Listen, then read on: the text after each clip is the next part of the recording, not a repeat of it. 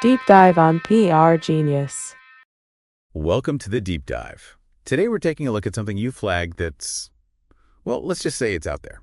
The Church of the Subgenius and Slack Radio. You sent over some fascinating bits, a snatch from a church fundraiser planning doc, a rather mysterious new note, and a good chunk of info straight from the Subsite and Slack Radio websites. Yeah. Now, you might be wondering what connects this seemingly oddball religion with an online radio station. That's pretty much the question we're going to dig into. Right. Our mission is to get a handle on what each of these is about individually, and then, crucially, how they link up to form this really unique online and community vibe. Exactly. It's the kind of combination that makes you tilt your head and go, huh, On the surface, it looks like maybe a satirical take on religion meets an internet radio station. But as we explore these materials you've shared, we'll start to uncover some really interesting overlaps and like a shared spirit that ties them together. Okay. It's like trying to solve a quirky little puzzle. Okay, let's dive right into the Church of the Subgenius itself.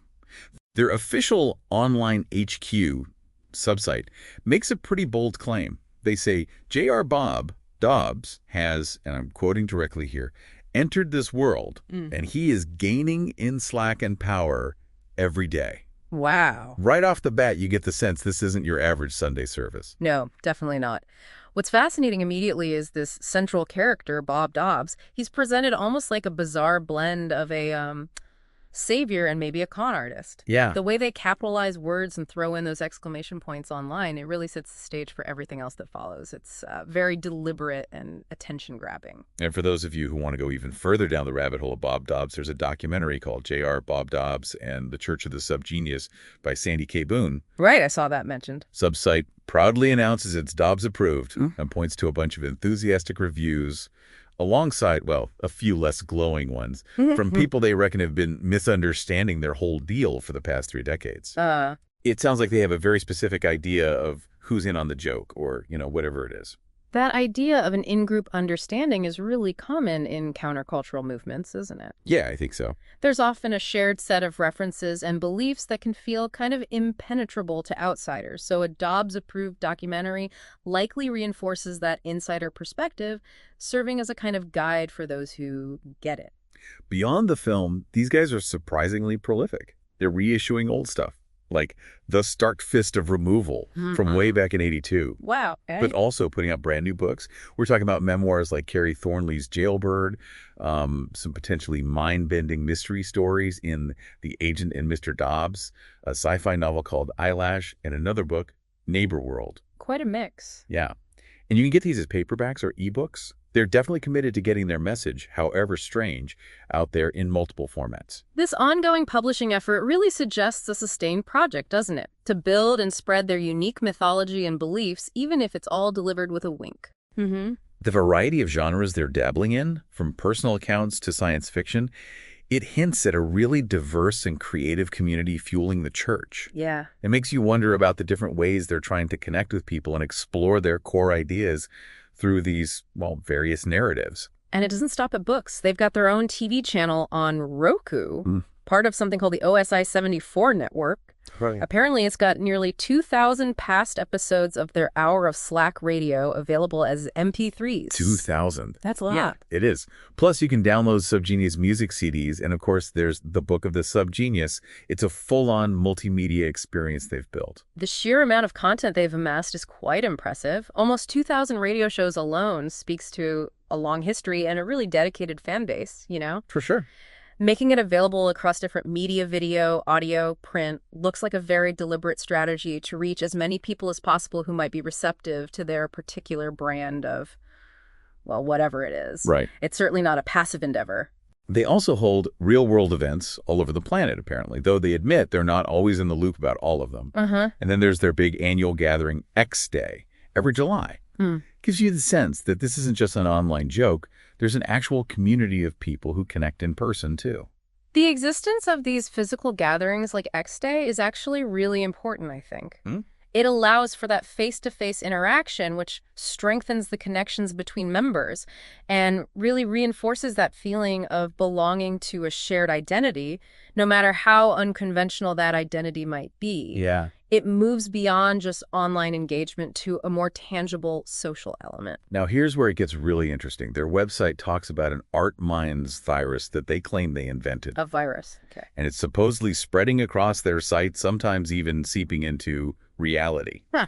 They say this is thanks to a team of Slack-filled young men and women of Yeti descent. Of Yeti descent. We're trying to break down all human political and cultural barriers with the truth of Bob. It's this bizarre cocktail of internet humor and their core mythology. Right. The idea of a virus, of something spreading, feels quite deliberate. Absolutely. The concept of a website virus being part of their truth is fascinating. It blurs those lines between the online and the offline worlds, suggesting that their ideas are meant to be infectious and widespread. And the mention of Slack is key. Within subgenius ideology, Slack generally refers to a kind of freedom, a nonconformity, almost like the ability to live life on your own terms without being bogged down by societal expectations. So this virus is spreading that sense of freedom in their view. And if you're feeling generous, you can actually donate via credit card or PayPal for nothing. For nothing, okay. With the encouraging words, praise his sweet name or burn in slacklessness, trying not to. They definitely have a very unique way of asking for financial support. Yeah. It's a blend of humor and a slightly threatening undertone. That humorous yet slightly menacing tone in their donation requests is very much in line with their overall satirical approach.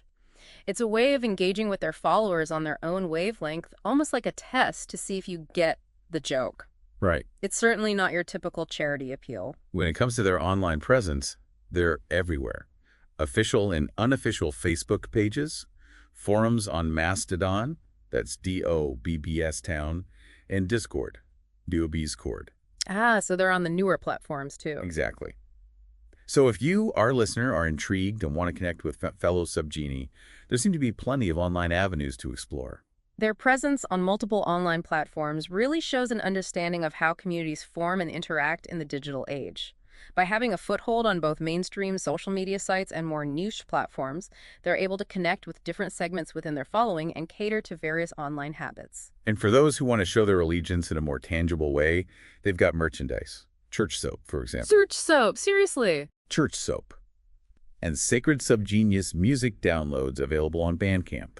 It's almost like a real, albeit very, very strange, organization with its own branding and ways for people to physically express their affiliation. The merchandise really adds another dimension. It's not just about subscribing to a set of beliefs or ideas. It becomes about identity and belonging.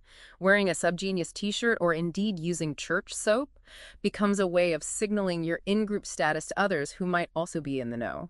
It's actually quite interesting. J.R. Bob Dobbs and Subgenius are registered trademarks of the Subgenius Foundation, Inc. Oh, okay. So despite the seemingly satirical nature of it all, they are serious about protecting their intellectual property. That's a crucial detail. It highlights that while there's a strong element of satire running through everything, there's also a formal organizational structure in place to manage and protect the brand.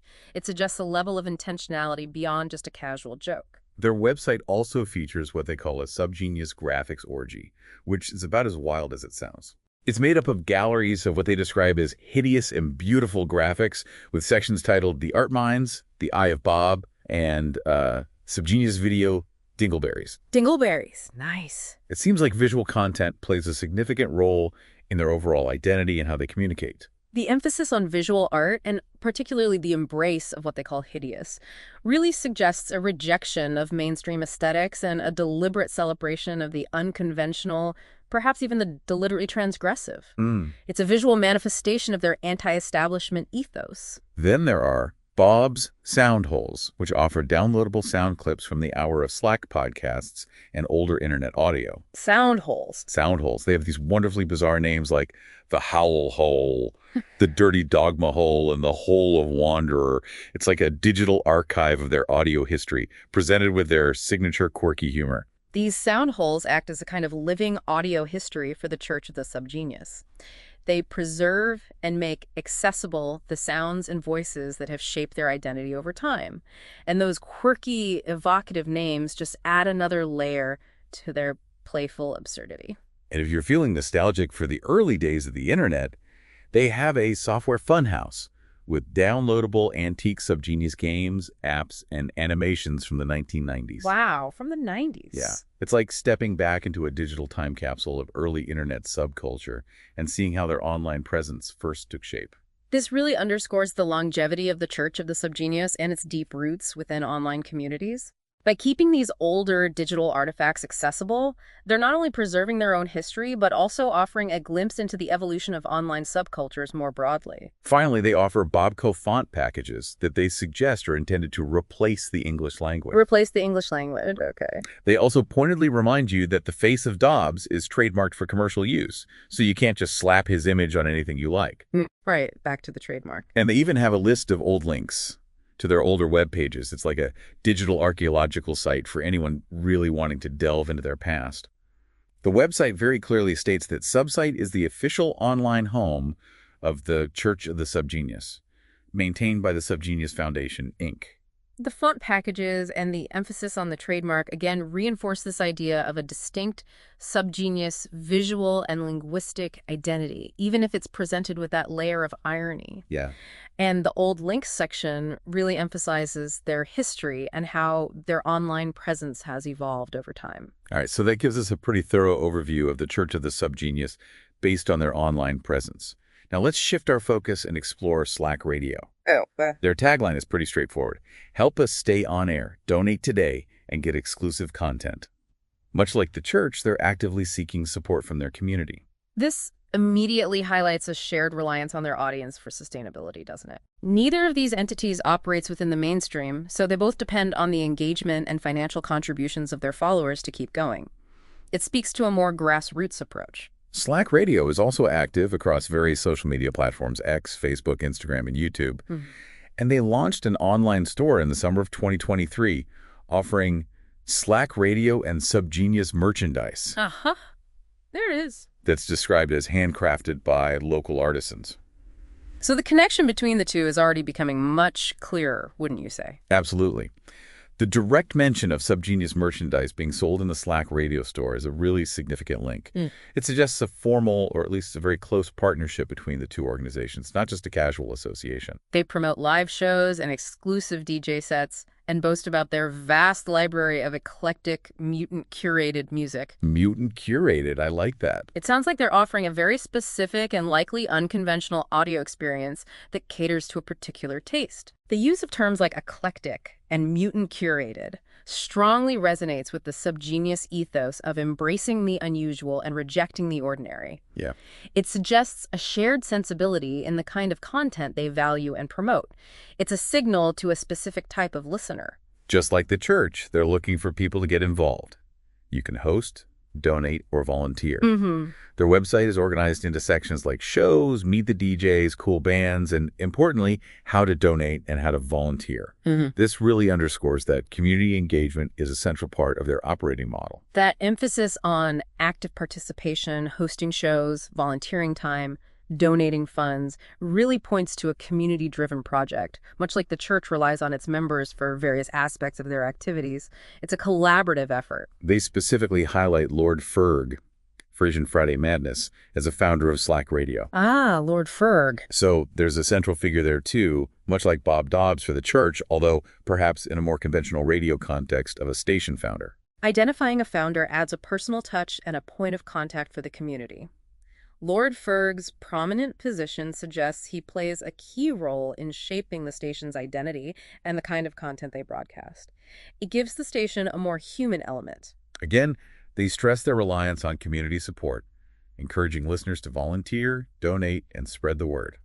They even have a little note mentioning that their store, launched in summer 2023, offers unique Slack Radio and Subgenius merchandise made by small suppliers using designs from their DJs and artists. Right, reinforcing that connection. So the merchandise link is highlighted again. The repeated emphasis on community support, coupled with the specific details about the merchandise and its connection to their DJs and artists, further solidifies this idea of a collaborative and community-focused endeavor that has a direct tie to the Church of the Subgenius. And this is where things really click into place when we talk about connecting the dots.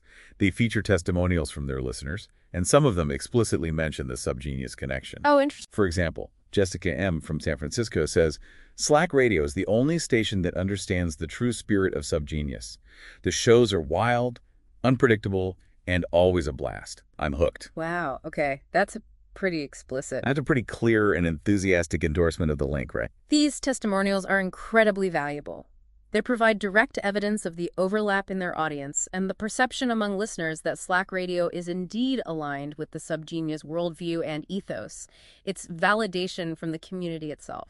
We've got other positive feedback, too, praising the variety of shows, the DJs, the strong sense of community, and the overall unconventional radio experience. It paints a picture of a station that really caters to a specific niche and resonates deeply with its listeners. The recurring themes in these testimonials, variety, that sense of unconventionality and a strong community feel, really mirror the core elements we observed on the Church of the Subgenius website. Yeah, exactly. This strongly suggests a shared set of values and interests within their respective audiences, indicating a genuine connection. Slack Radio also has a newsletter to keep their listeners in the loop. Contact information, including an email address and a physical P.O. box, and the standard useful links, like their terms of service and privacy policy. All usual stuff. Right. Plus, they list all the different ways they accept payments. It all points to a functioning, albeit perhaps niche, online radio operation. And they confirm that they broadcast 24 hours a day, 7 days a week. The professional presentation of their website, including those legal links and clear contact information, really adds a layer of legitimacy to the operation. And the 247 broadcast schedule indicates a significant commitment to providing continuous content for their listeners. Okay, so now let's actively piece all of this together based on the information we've explored. We've already seen that clear link through the Slack Radio store selling subgenius merchandise, and those listener testimonials directly mentioning the connection are hard to ignore. But then we have those notes you initially shared with us. That snippet from the church fundraiser planning document is pretty explicit. Make a fundraiser for the Church of the Subgenius and Slack Radio. Make it funny and not 100% sure. Right. That pretty much spells out a direct, intended partnership. That fundraiser note really is the smoking gun here, isn't it? It directly confirms a planned collaborative fundraising effort, explicitly linking the financial needs of both the church and the radio station. Yeah. And the instruction to make it funny and not 100% sure perfectly captures that satirical yet also somewhat earnest approach that seems to be at the heart of the subgenius world. And then there's that intriguing new note. Call the talk show PR Kina. PR Guinea, like GNUS. He seems like it. This strongly suggests that they're actively trying to promote their activities, perhaps even seeking media attention for this fundraising effort or other things you're doing. It indicates a desire to reach a broader audience. The PR note definitely points towards a strategic effort to raise their profile and potentially legitimize their activities in the eyes of the wider public, even if they're doing it with their characteristic tongue-in-cheek style. It shows they're not entirely operating in a vacuum. What really stands out as we look at both the church and the radio station is the overlapping themes. That strong emphasis on Slack, on being unconventional and rejecting the mainstream, and on fostering a really strong sense of community. These are all present in both. Absolutely. Really feels like Slack Radio could be viewed as a contemporary audio-based way of expressing that core subgenius ethos. Exactly. If we connect this to the bigger picture, Slack Radio really appears to be providing a platform for that kind of mutant-curated content and community spirit that aligns perfectly with the broader philosophy of the Church of the Subgenius. It's a way for people who identify with that worldview to connect and engage with like-minded individuals through music and other audio programming. It's a living, breathing expression of their ideas. For you, our listener, I hope this exploration had provided some of those aha moments we always aim for.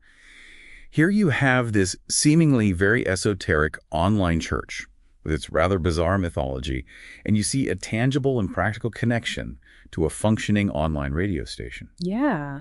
Complete with its own merchandise, DJs, and enthusiastic listeners.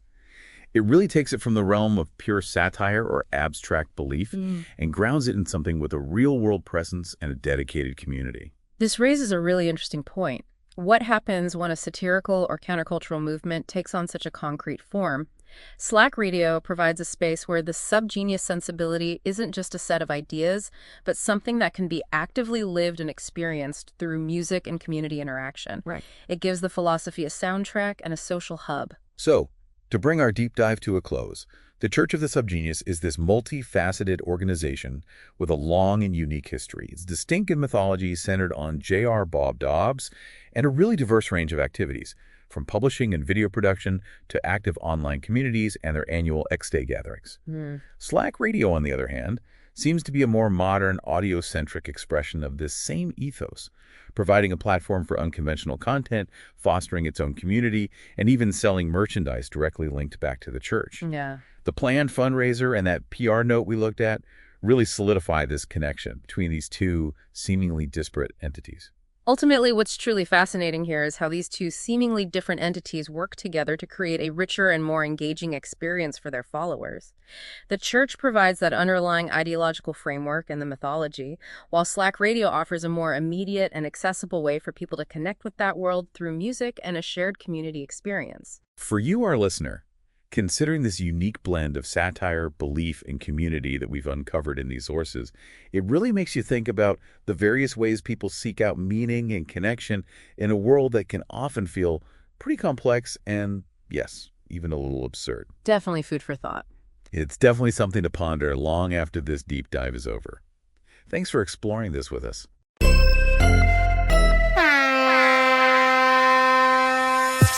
Deep dive on PR Genius.